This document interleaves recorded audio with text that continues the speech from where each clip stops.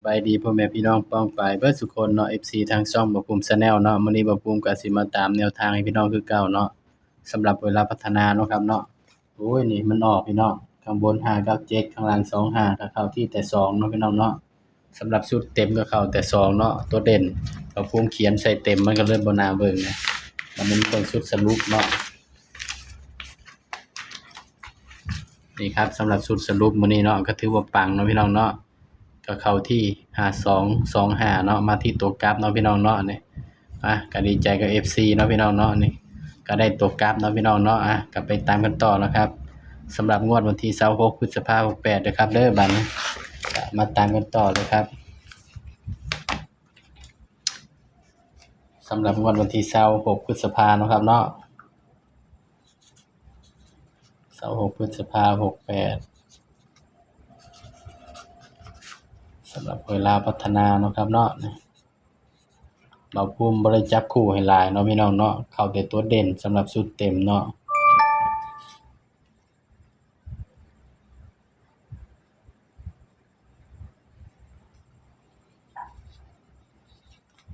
เวลาพัฒนาพี่น้อง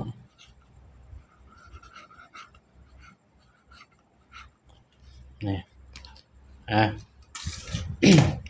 ตัวเลขก็มีเข้ามีหลุดแล้วเนาะพี่น้องเนาะก็ให้เพื่อเป็นแนวทางเท่านั้นเนาะพี่น้องถ้ามันเข้าทุกงวดแล้วมันก็โอ้ยพี่น้องเอ้ยก็อยู่บ่ได้เลยเนาะพี่น้องตัวเลขก็มีเข้ามีหลุดเนาะครับเนาะก็มาเบิ่งนำกันเนาะบัดนี้สำหรับตัวเด่นเนาะมาภูมิใส่เด่นตัวใดพี่น้อง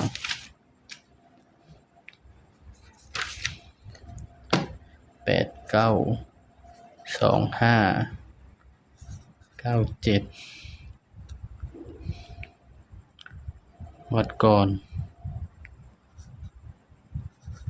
789478 11 76 23 4นับ1ได้2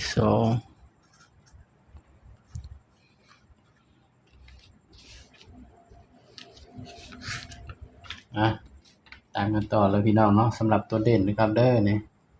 สำหรับเวลาพัฒนาเฮาเนาะสำหรับตัวเด่นงวดวันที่26เนาะครับบ่ภูมิมันก็ยังได้เด่นตัวเก่าอยู่พี่น้องเอ้ย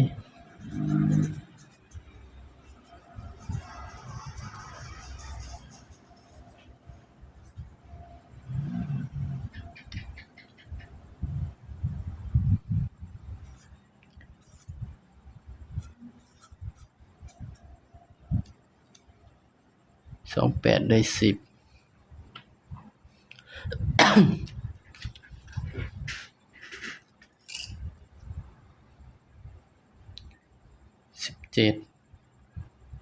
19 24 33 40สำหรับเด่นนะครับเนาะนี่สำหรับตัวเด่นเด้อพี่น้องเด้อนี่เด่น4กับ5นะครับเนาะสำหรับเราพัฒนาเนาะงวดที่26เนาะเด่น4กับ5เลยครับเด้อนี่ให้เด่น4กับ5เนาะพี่น้องเนาะบัดนี้ก็มาจับคู่เนาะบ่ภูมิแล้วพี่น้องเด่น4กับ5 7 4 1 1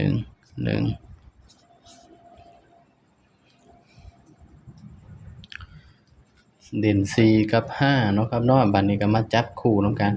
บ่ภูมิก็สิมาจับใส่กับชุดที่มันออกมื้อนี้เด้อพี่น้องเด้อสำหรับชุดเต็มเนาะไอ้ส่วนชุดสรุปเนาะต้องรอคลิปหน้าเนาะครับเนาะชุดสรุปต้องรอคลิปหน้านะครับเด้อ